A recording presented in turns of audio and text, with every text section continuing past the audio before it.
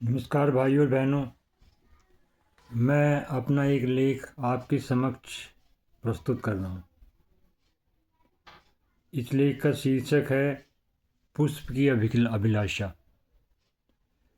ये कविता महान कवि, महान देशभक्त और एक महान मनुष्य माखनलाल चतुर्वेदी ने लिखी थी और ये कविता मुझे बहुत अच्छी लगती थी और आज भी अच्छी लगती है और हमेशा अच्छी लगेगी।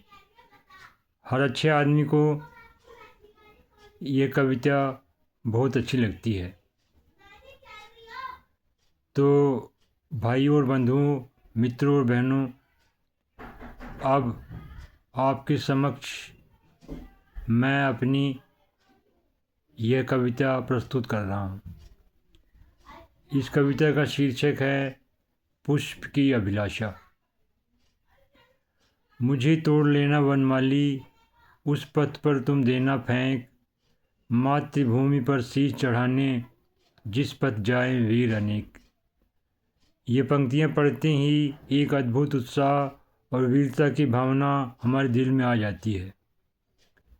यह उत्साह हमें एक ऐसी अनुभूति में डुबो देता है जो कि हमें वीरता से पूरी तरह से भर देता है।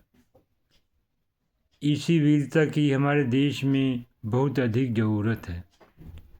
स्वतंत्रता से पहले हमारा देश वीरता और उत्साह से भरा हुआ था, पर स्वतंत्रता के बाद यह वीरता और उत्साह कम होता गया और 2014 तक आते आते ये वीरता और उत्साह बहुत ज़्यादा कम हो गया था। पर 2014 के बाद, योग की क्रांति के बाद, भारतीय समाज में वीरता और उत्साह की भावना फिर से जागृत हुई है।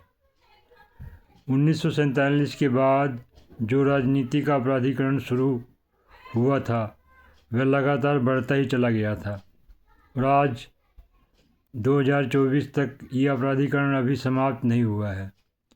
अभी भी सभी प्रभावशाली पार्टियों में अपराधी और माफिया भरे पड़े हैं।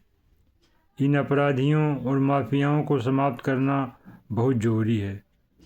वैसे 2014 के बाद राजनीति का स्वरूप काफ़ी बदल गया है। 2014 के बाद राजनीति पूरी तरह से विकासवादी हो गई है। इस विकासवादी राजनीति ने राजनीति के संपूर्ण स्वरूप को ही बदल कर रख दिया है। इस तरह से हम ये देख सकते हैं कि स्वतंत्रता से पहले राजनीति में जो वीरता और उत्साह की भावना देश में थी वह स्वतंत्रता के बाद लगातार क्षीण होती चली गई थी। 2014 से पहले कुछ राज्यों में अपराधीकरण और भ्रष्टाचार परम अवस्था में पहुंच गया था, पर 2014 के बाद अपराधीकरण कम हो गया है। इस समय राजनीति का अपराधीकरण न्यूनतम अवस्था में है। इस समय राजनीति का अपराधीकरण न्यूनतम अवस्था में आ रहा है। कुछ समय बाद राजनीति से अपराधी पूरी तरह से गायब हो जाएंगे। आज भारत विश्व की चौथी सबसे बड़ी अर्थव्यवस्था बन गया है।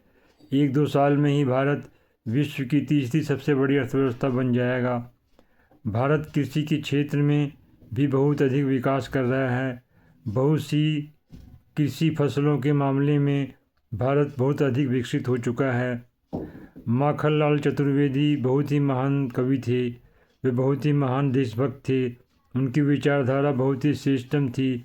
इस तरह से हम यह देख सकते हैं कि स्वतंत्रता से पहले हमारे देश में बहुत से महान कवि और महान लेखक थे। आज भी हमारे देश में बहुत से महान लेखक हैं जो कि बहुत ही महान रचनाएं लिख रहे हैं। विज्ञान के क्षेत्र में भारत ने बहुत ही श्रेष्ठ और महानतम उपलब्धियां हासिल की हैं। बहुत से नए मानक विज्ञान के क्षेत्र में भारत ने पिछले 10 सालों में स्थापित किए हैं। इस तरह से पिछले 10 सालों में भारत का विज्ञान पूरी तरह से बदल गया है। इन 10 सालों में भारत का विज्ञान जितना विकसित हुआ है उतना वैज्ञानिक विकास भारत में कभी भी नहीं हुआ था। भारत में 23 नए एम्स स्थापित हुए हैं, 23 नए आईआईटी खुले हैं और भी बहुत से वैज्ञानिक संस्थान खुले हैं।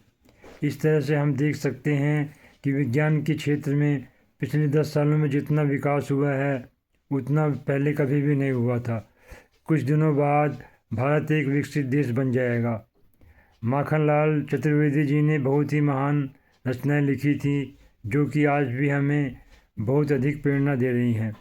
इस तरह मित्रों और दोस्तों, अब हमें अपने देश को श्रेष्ठ बनाने का प्रयास निरंतर करते रहना चाहिए ताकि हमारा देश एक विकसित देश बन जाए। इस तरह बंधुओं, मित्रों, भाइयों और बहनों, मेरा ये लेख समाप्त होता है। अगर मेरा ये लेख आपको पसंद आया हो, कृपया मेरे चैनल को सब्सक्राइब कर लें। वंदे मातरम। भारत माता की जय। भारत अमर रहे, भारत विकास करता रहे, भारत के लोग अमर रहे। जय हिंद।